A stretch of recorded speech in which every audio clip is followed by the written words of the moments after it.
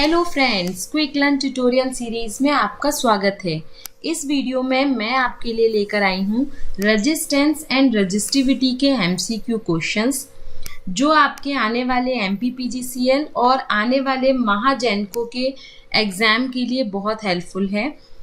ये जो टॉपिक्स हैं उनसे बहुत सारे क्वेश्चंस पूछे जाते हैं आपके कॉम्पिटिटिव एग्जाम में, तो ये सेशन बहुत इंपॉर्टेंट होने वाला है और इसी टाइप के हर टॉपिक बेस्ड सेशन में आपके लिए लाती रहूंगी, जो आपकी बहुत हेल्प करेंगे आपके आने वाले कॉम्पिटिटिव एग्जाम में, चाहे वो आपका MPPGCL का एग्जाम हो, चाहे आपके महाजेनको का एग्जाम हो, क्योंकि ये बिल्कुल फंडामेंटल है, बेसिक है इलेक्ट्रिकल इंजीनियरिंग का। ठीक है, तो आइए ये सेशन स्टार्ट करते हैं। अब फर्स्ट क्वेश्चन है, specific resistance of a wire can be measured by the formula. किस फॉर्मूले की हेल्प से हम वायर का स्पेसिफिक रेजिस्टेंस कैलकुलेट करते हैं या मेजर करते हैं? तो वो फॉर्मूला है आपका RA/L। बी नंबर का करेक्ट आंसर है। अब यहाँ पे डिटेल देखिए, जो स्पेसिफिक रेजिस्टेंस होता है उसको हम रो से मेजर करते हैं, इसको हम रेजिस्टिविटी भी कहते हैं।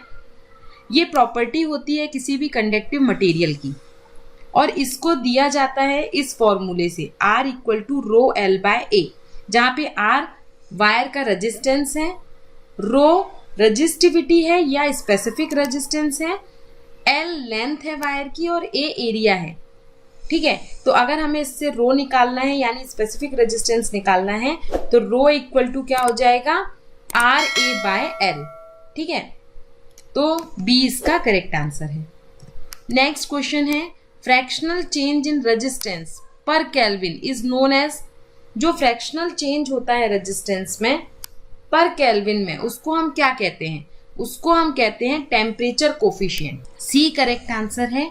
अब नेक्स्ट क्वेश्चन है, SI unit of the conductivity of the material is. किसी मटेरियल की कंडक्टिविटी की SI यूनिट क्या होती है? तो वो होती है ओम इनवर्स और मीटर इनवर्स। डी इसका करेक्ट आंसर है। यहाँ पे देखिए डी करेक्ट आंसर है और पूरा एक्सप्लेनेशन यहाँ दिया है। कंडक्टिविटी क्या कहलाती है? किसी मटेरियल में कितना इलेक्ट्रिक चार्ज या कितनी हीट पास हो रही है उसको हम कहते हैं कंडक्टिविटी ऑफ द मटेरियल। ठीक है, यहाँ पे यही लिखा है, the material which has high conductivity. जिस मटेरियल की कंडक्टिविटी ज्यादा होगी वो कंडक्टर कहलाता है। वो मटेरियल को हम कहते हैं कि इट इज अ कंडक्टर, और जिसकी कंडक्टिविटी कम होती है उसको हम कहते हैं नॉन कंडक्टर। मेटल की कंडक्टिविटी हाई होती है, नॉन मेटेलिक मटेरियल जो होते हैं उनकी कंडक्टिविटी लो होती है। Electrical conductivity is also known as specific conductance. जो इलेक्ट्रिकल कंडक्टिविटी होती है किसी मटेरियल की उसको हम कहते हैं स्पेसिफिक कंडक्टेंस, और इसको हम डिनोट करते हैं सिग्मा से। ठीक है, स्पेसिफिक कंडक्टेंस को हम सिग्मा से डिनोट करते हैं और इसकी SI यूनिट होती है सीमेंस पर मीटर, या फिर इसको हम ओम इनवर्स मीटर इनवर्स भी कहते हैं। ठीक है, क्योंकि सीमेंस होता है 1/ओम। तो यहाँ पे देखिए डी करेक्ट आंसर है। तो ये जो फंडामेंटल है आपके वो क्लियर होना चाहिए। ठीक है, ये बहुत छोटे छोटे क्वेश्चंस हैं, लेकिन यही टाइप के क्वेश्चंस जो हैं वो पूछे जाते हैं आपके एग्जाम्स में। तो अगर आपका फंडामेंटल क्लियर है तो आप बहुत सारे क्वेश्चंस के आंसर दे सकते हो। नेक्स्ट क्वेश्चन है, a platinum wire having resistance of 10 ohm at 0 degree Celsius. 0 degree Celsius temperature पे प्लेटिनम वायर का रेजिस्टेंस 10 ओम है और 273 डिग्री सेल्सियस पे उसका रेजिस्टेंस 20 ओम है। Find the temperature coefficient. उसका हमें टेम्परेचर कोफिशिएंट फाइंड करना है। तो वो कैसे फाइंड करेंगे? यहाँ पे देखिए हमें मालूम है रेजिस्टेंस का फॉर्मूला ये है, R = R0 1 + alpha delta T. ठीक है, जहाँ पे अल्फा हमारा टेम्परेचर कोफिशिएंट होता है, तो हम अल्फा कैसे निकाल सकते हैं? अल्फा इसी फॉर्मूले से हमने क्या किया, ये निकाल लिया अल्फा। तो जब अल्फा लिखोगे तो आ जाएगा R - R0/R0 T - T0। ठीक है, जहाँ पे R की वैल्यू हमें दी है 20 ओम, तो 20 ओम लिख दी। R0 की वैल्यू 10 ओम है, डिवाइडेड बाय 10। T की वैल्यू है 273 डिग्री सेल्सियस और T0 की वैल्यू है 0 डिग्री सेल्सियस। तो जब हम इसको कैलकुलेट करेंगे तो आएगा 1/273 डिग्री सेल्सियस इनवर्स। ए इसका करेक्ट आंसर है। ये देखिए, ये बिल्कुल सिंपल सा रेजिस्टेंस का फॉर्मूला है, क्योंकि रेजिस्टेंस हमारे मटेरियल के टेम्परेचर पे डिपेंड करता है। इस फॉर्मूले से आप अल्फा निकाल सकते हो। नेक्स्ट क्वेश्चन है, current of 0.75 ampere when a battery of 1.5 volt is connected to the wire of 5 meter having cross sectional area 2.5 into 10 raised to the power minus 7 meter square will have resistivity। हमारे पास एक wire है जिसकी length है 5 metre की, उसका cross sectional area है 2.5 into 10 raise to the power minus 7 metre square का। उससे जब हमने एक 1.5 वोल्ट की बैटरी कनेक्ट की तो उसमें करंट फ्लो हुआ 0.75 एम्पियर का। तो उस वायर की रेजिस्टिविटी हमें फाइंड करनी है, ठीक है। तो यहाँ पे देखिए, मैं आपको पूरा इसका एक्सप्लेनेशन, पूरा सॉल्यूशन बताती हूँ। यहाँ पे हमें रेजिस्टिविटी का फॉर्मूला मालूम है, R इक्वल टू होता है रो L बाय ए, ठीक है, रो L बाय ए, ये होता है रेजिस्टेंस। अब यहाँ पे रो हमारी कहलाती है रेजिस्टिविटी, तो हमें अगर रो निकालना है, रेजिस्टिविटी निकालना है, तो हमारा फॉर्मूला क्या हो जाएगा, R A बाय L, ये फॉर्मूला हो जाएगा। जहाँ पे हमें A हमारा क्रॉस सेक्शनल एरिया है जो ये दिया हुआ है, L हमारी लेंथ है वायर की जो 5 मीटर की दी हुई है, हमें R निकालना है। तो R हम कैसे निकालेंगे, रेजिस्टेंस निकालने के लिए हमें ओम्स लॉ पता है, V equal to I R होता है, हमें मालूम है। तो R equal to V upon I हो जाएगा, V अपॉन आई। अब वोल्टेज और करंट दोनों दिया है, वोल्टेज दिया है 1.5 वोल्ट का और करंट दिया है 0.5 एम्पियर का। तो इसमें रखिए और R की वैल्यू कैलकुलेट करिए। जब R की कैलकुलेट हो जाए तो रो की वैल्यू कैलकुलेट कर लीजिए, ठीक है। ये पूरा एक्सप्लेनेशन है जो मैं आपको बताती जा रही हूँ। सबसे पहले हमें R कैलकुलेट करना है, तो V दिया है हमारे पास, I दिया है, R हमें कैलकुलेट करना है। ओम्स लॉ से करेंगे, V equal to I R, तो R equal to V upon I हो जाएगा। इसमें हम V और I की वैल्यू रख देंगे, तो V है 1.5 वोल्ट और I है 0.75। तो इसको मैंने सॉल्व किया तो आ गया R इक्वल टू 2। इस R इक्वल टू 2 को हम रेजिस्टिविटी के फॉर्मूले में रखेंगे। तो रेजिस्टेंस हमें मालूम है रो L बाय ए होता है, रेजिस्टिविटी फाइंड कर ली, रो मतलब रेजिस्टिविटी, तो ये हो जाएगा R A बाय L। जहाँ पे हमें R की वैल्यू हमने फाइंड कर ली 2, तो हमने 2 लिख दिया। A हमें क्रॉस सेक्शनल एरिया दिया है क्वेश्चन में 2.5 into 10 raise to the power minus 7 metre square, तो ये रख दिया, डिवाइडेड बाय लेंथ दी है 5 मीटर। अब इसको हमने सॉल्व किया तो ये आ गया 10 raise to the power minus 7 ohm metre. A correct answer है, ठीक है। तो बहुत ही सिंपल क्वेश्चन है, इसी टाइप के क्वेश्चंस आपकी रेजिस्टेंस और रेजिस्टिविटी से आते हैं। तो ये कंसेप्ट 1-2 फॉर्मूले हैं, याद रखिएगा। नेक्स्ट क्वेश्चन है, the solid which have the negative temperature coefficient of resistance. वो सॉलिड जिनका negative temperature coefficient of resistance होता है वो क्या कहलाते हैं। तो सबसे पहले हमें पता होना चाहिए कि negative temperature coefficient of resistance क्या होता है। Negative temperature coefficient of resistance का मतलब होता है कि जैसे जैसे टेम्परेचर बढ़ेगा रेजिस्टेंस कम होगा। तो कौन से मटेरियल हैं जिनमें negative temperature coefficient of resistance हो, बी करेक्ट आंसर है। यहाँ पे देखिए, the negative temperature coefficient of resistance is defined as the change in the electrical resistance of substance with respect to degree change in the temperature. Temperature के change होने से जो resistance में change होता है उसको हम कहते हैं temperature coefficient of resistance.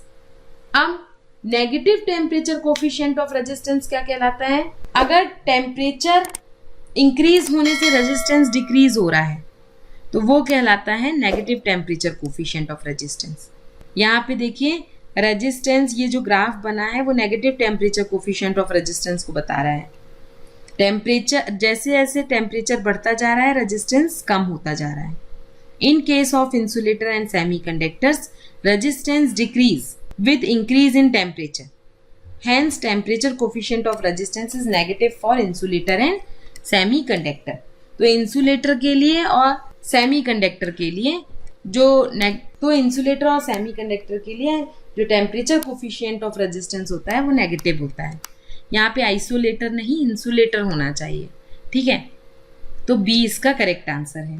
Next question है, a uniform wire of resistance 100 ohm is cut into 5 equal length and cross sectional area. These parts are now connected in parallel. The equivalent resistance of the combination is. हमारे पास एक wire है जिसका resistance है 100 ओम, उसको हमने 5 equal part में divide कर दिया यानी कट कर दिया, और हर का क्रॉस सेक्शनल एरिया भी सेम है। अगर उनको हमने पैरेलल में कनेक्ट किया है तो इक्विवेलेंट रेजिस्टेंस उस कॉम्बिनेशन का क्या होगा, ठीक है। यानी हमारा डायग्राम कुछ बनेगा इस टाइप का। तो यहाँ पे देखिए हमारा जो डायग्राम बनेगा वो कुछ इस टाइप का बनेगा। हमारे पास 5 इक्वल लेंथ के वायर हैं जिनमें जो रेजिस्टेंस है वो 100 ओम का था, तो हमने उसको 5 पार्ट में डिवाइड कर दिया, ठीक है, और सबको हमने पैरेलल में कनेक्ट कर दिया। तो सबका रेजिस्टेंस कितना हो गया, 100 डिवाइडेड बाय 5, तो ये हो गया 20 ओम। मतलब हर वायर में कितने ओम का रेजिस्टेंस है, अब 20 ओम का रेजिस्टेंस, ठीक है। अब हमें इक्विवेलेंट रेजिस्टेंस निकालना है। इसका भी 20 है, इसका भी 20, इसका भी 20, इसका सबका 20 है। तो इक्विवेलेंट रेजिस्टेंस हम कैसे निकालेंगे, क्योंकि ये वायर पैरेलल में है, आर इक्विवेलेंट 1/R इक्विवेलेंट कैसे निकालेंगे, 1/20 ओम प्लस 1/R2, यानी R2 भी 20 ओम है। इस तरीके से हम इसका कैलकुलेट कर लेंगे, ठीक है।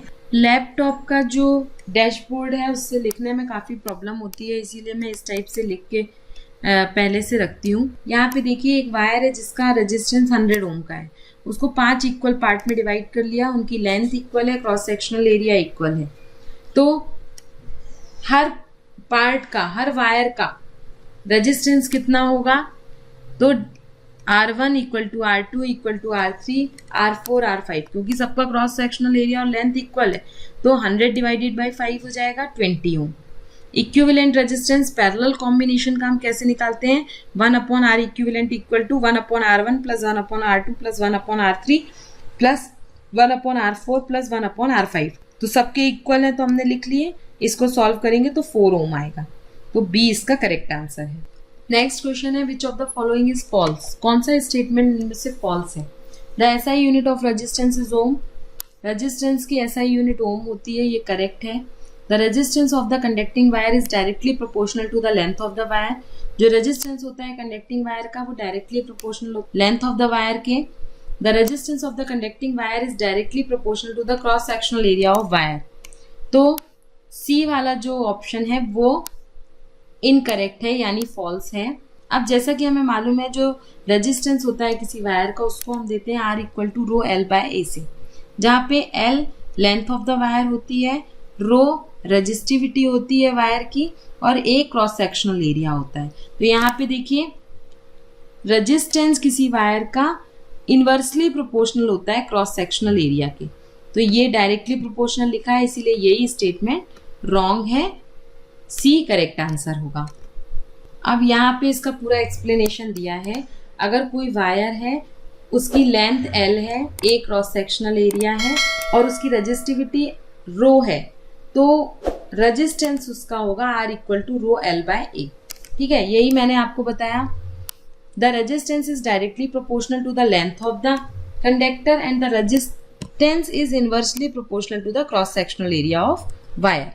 नेक्स्ट क्वेश्चन है, if the length and the radius of the wire are doubled, then अगर लेंथ और रेडियस वायर की डबल हो जाए तो रेजिस्टेंस और रेजिस्टिविटी में क्या चेंजेस आएंगे। तो यहाँ पे देखिए हमारे रेजिस्टेंस का फॉर्मूला होता है R equal to rho L by A.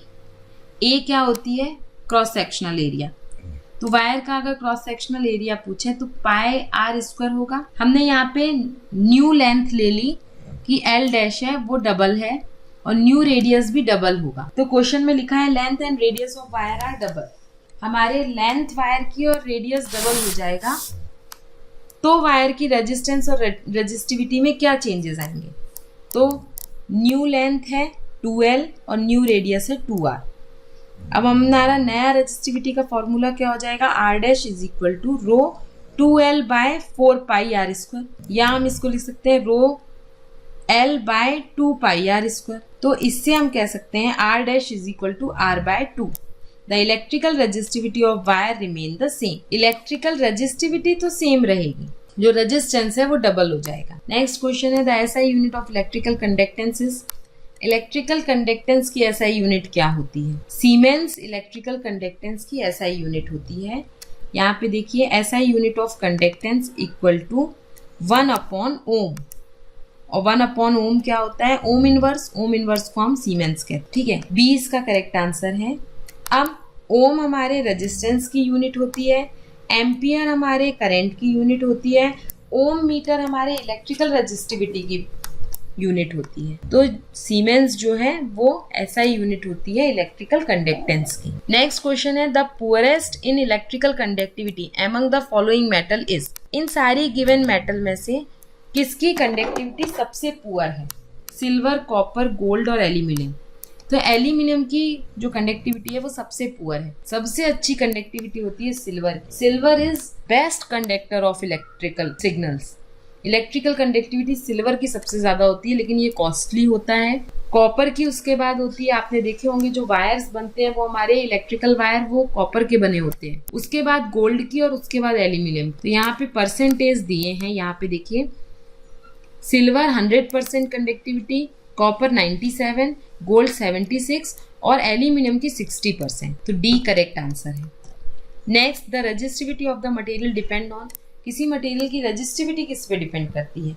Length of the wire, diameter of the wire, density of the wire, material of the wire. Material of the wire पे रेजिस्टिविटी किसी मटेरियल की material of the wire पे depend करती है। D correct answer है। Next the resistivity of conductor depend on. Conductor की resistivity किस पर डिपेंड करती है? तो कंडक्टर की रेजिस्टिविटी मटेरियल पर डिपेंड करती है।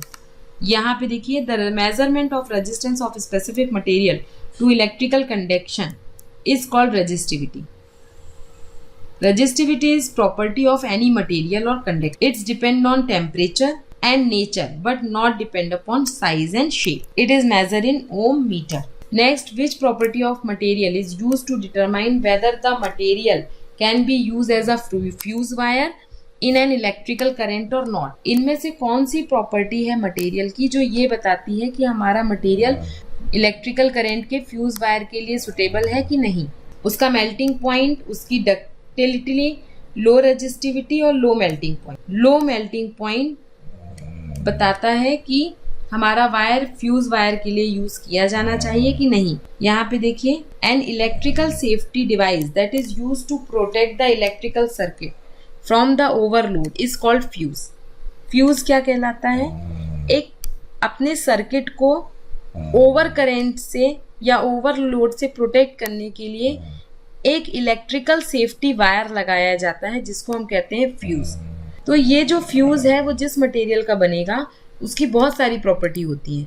पहला, उसकी हाई रेजिस्टिविटी होनी चाहिए, लो मेल्टिंग पॉइंट होना चाहिए, लो ओमिक लॉसेस होना चाहिए, low cost of free of detraction होना चाहिए। The material use for making fuse element having low melting point such as tin, lead और जिंक। ऐसा मटेरियल यूज करो फ्यूज वायर के लिए जिसका लो मेल्टिंग पॉइंट है, और वो मटेरियल है आपके टिन, लीड और जिंक। नेक्स्ट क्वेश्चन है which of the following does resistivity not depend on. इनमें से किस पर हमारी रेजिस्टिविटी डिपेंड नहीं करती? Nature of material, average relaxation time, dimension of material, number of free electron per unit volume. तो डायमेंशन ऑफ मटेरियल सी, ठीक है। यहाँ पे उसका पूरा एक्सप्लेनेशन दिया है। The resistivity depend on the nature of material. Nature of material पे भी डिपेंड करती है। Resistivity depend on average relaxation time पर भी डिपेंड करती है। Number of free electron per unit volume पर भी डिपेंड करती है, लेकिन डायमेंशन ऑफ मटेरियल पर डिपेंड नहीं करती, यानी एरिया और लेंथ पर डिपेंड नहीं करती रेजिस्टिविटी। तो सी इसका करेक्ट आंसर है। तो ये कुछ क्वेश्चंस थे जो बेस्ड थे रेजिस्टेंस और रेजिस्टिविटी पर। आप देखोगे हर क्वेश्चन पेपर में 2-3 क्वेश्चन रेजिस्टेंस और रेजिस्टिविटी के जरूर पूछे जाते हैं और बहुत ही सिंपल क्वेश्चन होते हैं। इसका कंसेप्ट बहुत ही सिंपल है। तो ये जो वीडियो है वो आप ज़रूर देखिएगा, अपने फ्रेंड्स के साथ भी ज़रूर शेयर करिएगा, क्योंकि इसी टाइप के टॉपिक के और इसी टाइप के बेसिक क्वेश्चन पूछे जाते हैं आपके कॉम्पिटिटिव एग्जाम में। अगर वीडियो अच्छा लगे तो इसे लाइक करें, सब्सक्राइब करें और ज़्यादा से ज़्यादा फ्रेंड्स के साथ शेयर करें। Stay continue, keep watching, keep supporting, bye bye. और किस टॉपिक पे आप वीडियो देखना चाहते हो वो भी मुझे कमेंट बॉक्स में लिख के ज़रूर बताइएगा।